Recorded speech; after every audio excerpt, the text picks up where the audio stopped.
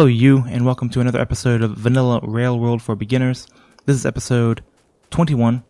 This is going to be a small kind of bonus episode where I talk a little bit about rail signals and how that works. It's going to serve as a kind of tutorial to the rail system in the game and how signaling works. So if you're just joining me, if you're just finding out about the channel, hi, welcome, I appreciate it. Hope this serves as a good tutorial to help you build trains in your own game. And if you like what you see, this is part of a bigger series where I've been building this base. I've done the entire thing on camera. And yeah, if you like it, I hope you stick around, find a playlist with the content in it, and yeah, and stick around and hang out. Otherwise, if you're joining me as a regular viewer, thank you guys for coming back. And let's get started. So, what I want to talk about is signaling a four-way intersection, because that'll kind of help understand exactly how signaling works in the game. And what I'm doing is I'm building two parallel tracks, 2 tracks apart, 2 track spaces between them. In your game, you can do several different widths. The width doesn't really it matters for some things, not for others. This is the spacing that I like, but feel free to go wider or more narrow if you like. If you go more narrow, you'll have a hard time fitting rail signals in certain places, so I would recommend at least maybe doing 2 spaces in between them. Well, I should say 2 tracks in between them. That's actually 4 spaces, but anyway. So, there, and I'm going to start off by making a 4-way intersection, and then we'll get started. So, I'm using right-hand drive, which means if we're looking at this system like it's a highway, the trains are going to be going up from our perspective. They're going to be going up right here because they'll be driving on the right, and trains they'll be coming north from south. They'll be driving on this side. Again, it'll be right from their perspective. Okay, I'll even turn the train so you can kind of see. This train will be going this direction. This train will be going this direction. Okay, the same will be true on the ones that are going east to west here. A train will be coming from the right to the left on this rail, and be going from the left to the right on this rail. You have to keep that in mind because it's important when we're talking about signaling. So with this, we have trains that can go east to west, and we have trains that can go north to south. That's really no good. We also want trains, at least for my setup, for most people's setup, we also want trains that can come this direction and then go this direction. Okay, so they can come south to north, and then go to the east from our perspective. Okay, so we need to fill in kind of the rest of this intersection to give the trains a little bit more mobility, more flexibility. I will do that. I want to make it nice and big. This may be too big. That's okay. It'll serve demonstration purposes. So I'm going to set up a. That's okay. Set up a right-hand turn here. And then I'm going to copy this. And because we have 4-way symmetry here, because I've kept the spacing the same, I can just rotate it and put it down. I can rotate it here and put it down. And I can rotate it one more time, put it down there. So now I've got these ghost images that are going to help me plan out the rest of the rails. And as soon as I build this, we'll get into actually talking about how it all works. Again, we're doing this for flexibility's sake. We want these trains to be able to go in as many directions as they like. You're going to have times when you may have outposts that are like several different of the same type of outposts. So maybe you have 3 copper outposts. And what the train can do is decide between those 3 copper outposts. If you name them the same thing, then the trains are actually smart enough to go to whichever one is open at the time, whichever one is free. So you're not going to have trains that just go from one location to one location and back. You certainly can do that if you want to. You can do a kind of a loop network if you want to do that. It's absolutely fine. And the signaling tutorial will provide enough knowledge to be able to set that up if you want to. But yeah, it's going to be important that trains can go to multiple locations. Alright, so here we are. Now I have set it up to where a train coming from the south here can go right With this rail, he can go straight like he was before, or he can also take a right here and go left. And of course, all of these output onto the rightmost side of whichever direction they're going. So let's talk about rails, or signals. We have rail signals here, which are these kind of bigger 3-light signals. And we have chain signals, which are these kind of single light signals. This one has green, yellow, and red, the rail signals do. The 3 different states it can be in.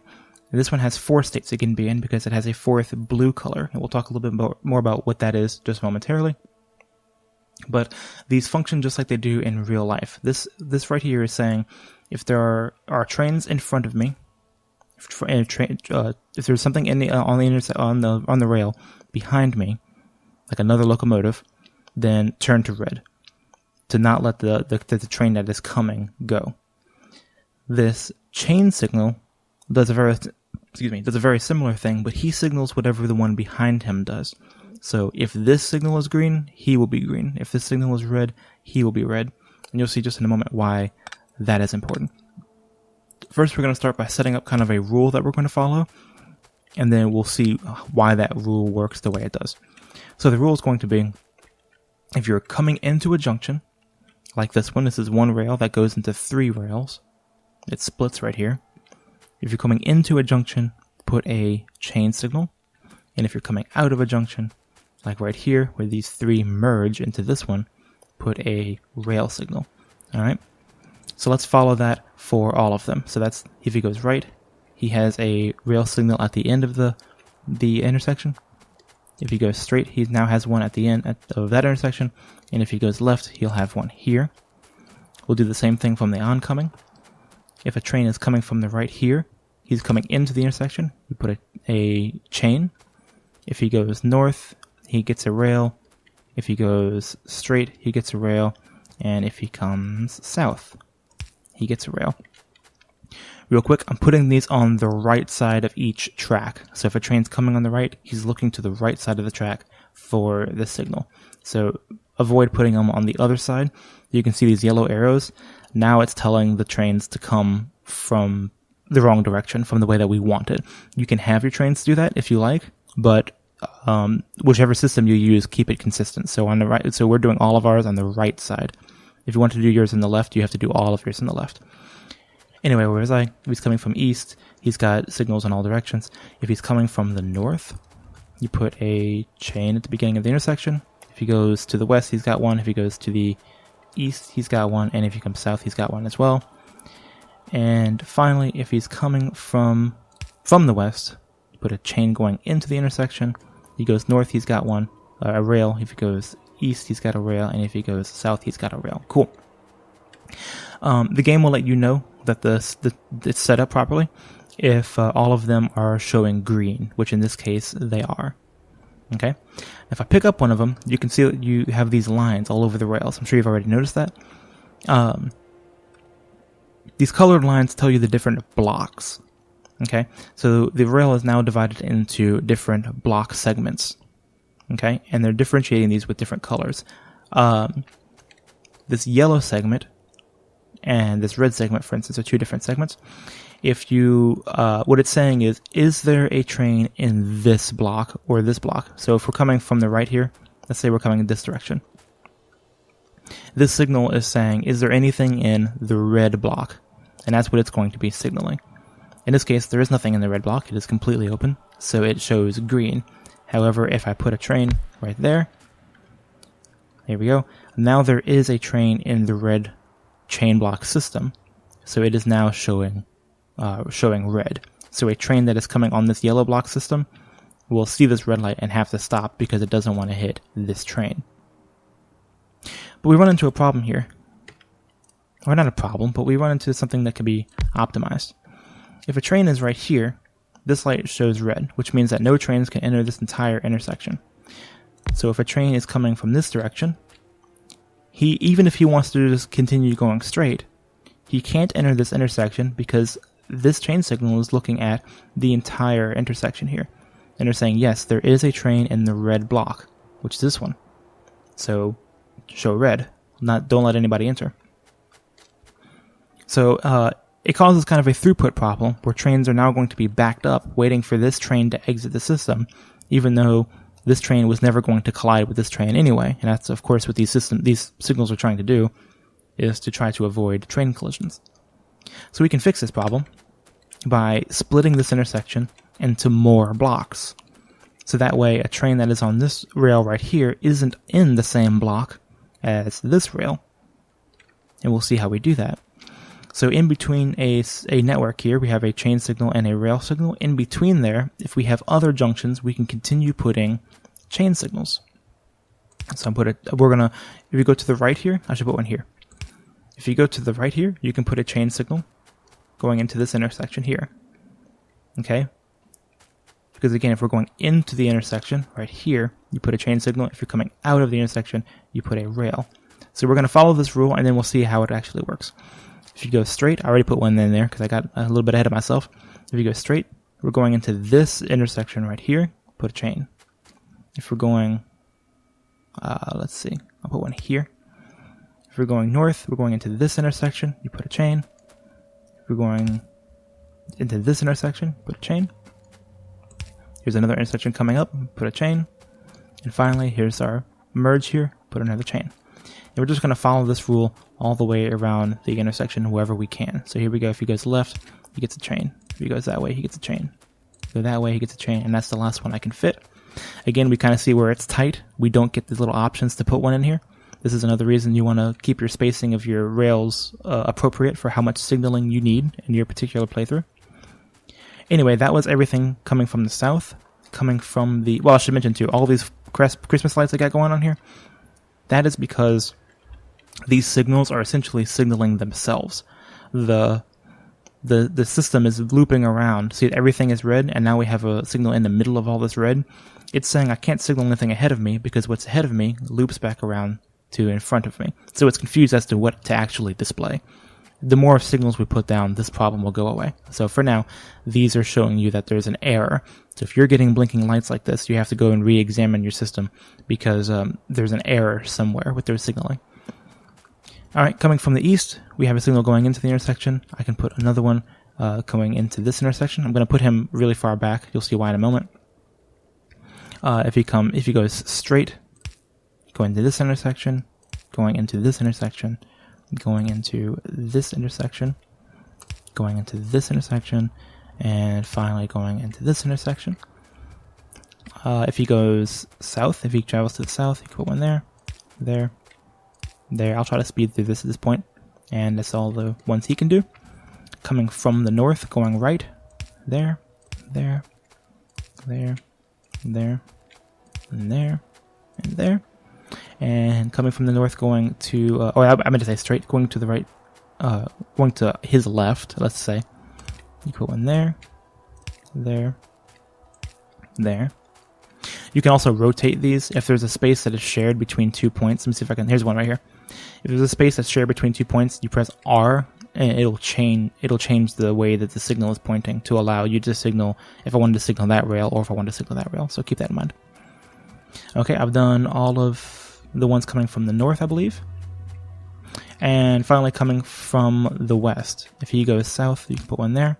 If he continues straight, you can put one there, there, there, there, and there. And if he goes north, you can put one there, there, there. I'm just going to fill it in. We'll follow the rule, and we'll see how it works. There we go. Everything is now glowing green, showing us that the system works. Now, if you noticed, while I was putting these down, I was getting a whole lot of different colors showing up. These are now, it's split what used to be one big red block, which these have numbers associated with them in the game, and there's ways that you can look up what those numbers were. But let's just say that red block is now, has been broken into multiple blocks. We have some that are red, and then we have some that are teal, and we have some that are yellow. Sometimes you have some that are white, but not in this case. Also, the red blocks are not the same block if they are separated by a different color. So for instance, these red ones right here are not the same as this red one right here. So don't worry too much about that.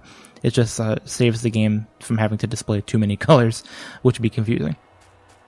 So now with this more robust signaling system, perhaps over robust to some degree, if I put a train here, he wants to come into the intersection, and there's another train right here, this train is allowed to go, because now we get to talk about our fourth color on the rail chain signal, which is blue. What a blue signal says is looking at all of the signals in front of it. And this one has multiple signals that it has to reflect, right? It has this train signal right here, because it's only looking ahead at the other signals. So it's looking at this red signal, it's looking at this green signal, and then if he comes to the left, he's looking at this green signal.